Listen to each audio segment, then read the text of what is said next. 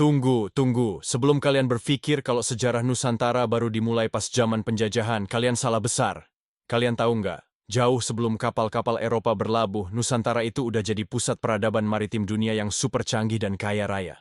Yuk, kita bongkar bareng-bareng rahasia kejayaan Nusantara yang mungkin belum pernah kalian dengar di sekolah. Jadi begini ceritanya. Bayangin, di saat bangsa-bangsa lain mungkin masih sibuk dengan urusan daratan, nenek moyang kita sudah jadi penguasa lautan. Nusantara itu posisinya strategis banget, kayak gerbang tol utama yang menghubungkan peradaban barat dan timur.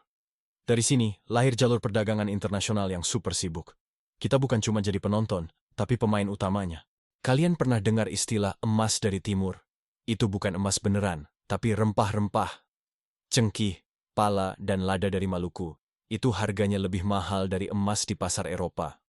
Saking berharganya, banyak bangsa rela menempuh perjalanan berbulan-bulan, bahkan bertahun-tahun, melintasi samudra ganas cuman buat dapetin rempah-rempah kita. Ini bukan sekadar bumbu dapur, ini komoditas mewah yang jadi simbol status sosial dan kekayaan di seluruh dunia.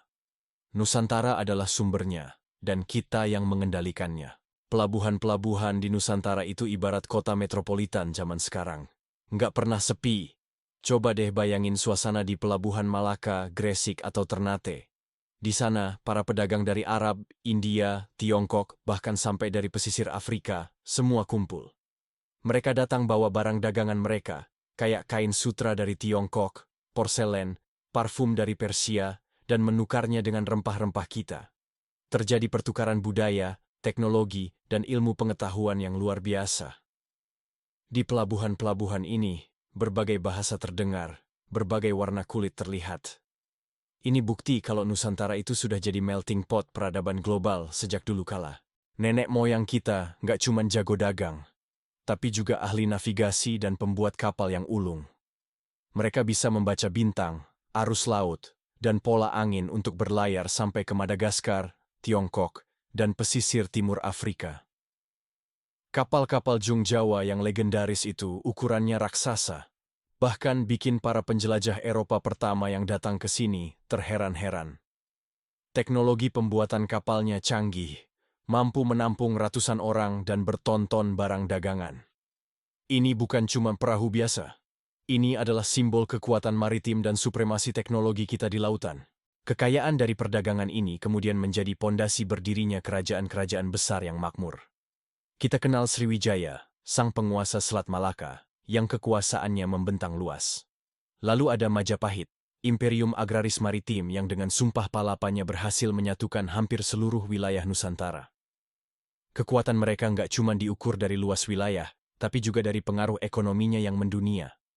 Mereka punya sistem pemerintahan yang teratur, hukum yang ditaati, dan angkatan laut yang disegani.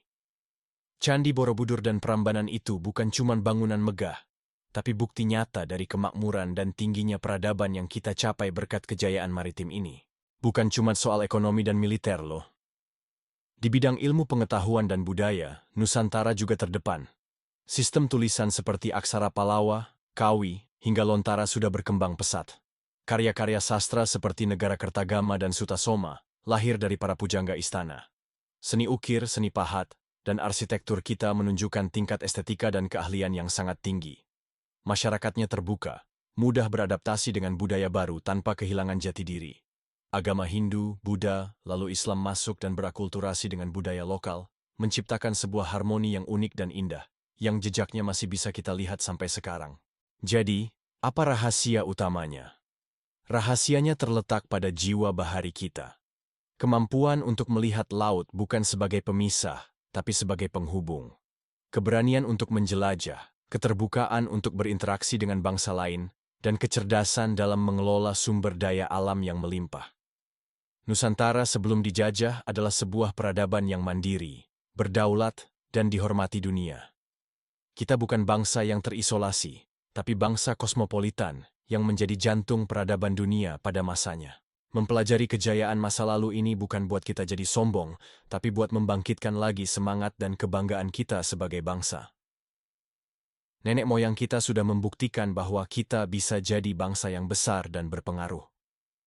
Sekarang, giliran kita untuk melanjutkan warisan itu.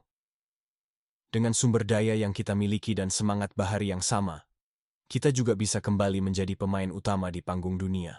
Gimana menurut kalian? Keren banget kan sejarah kita? Ini baru sebagian kecil dari cerita besar kejayaan Nusantara. Masih banyak banget rahasia lain yang seru untuk diungkap.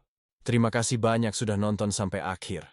Kalau kalian suka dengan konten seperti ini dan mau tahu lebih banyak tentang kehebatan sejarah bangsa kita, jangan lupa buat like, komen, dan yang paling penting, subscribe channel ini ya. Nyalakan juga lonceng notifikasinya biar nggak ketinggalan video-video terbaru dari kami. Sampai jumpa di episode selanjutnya.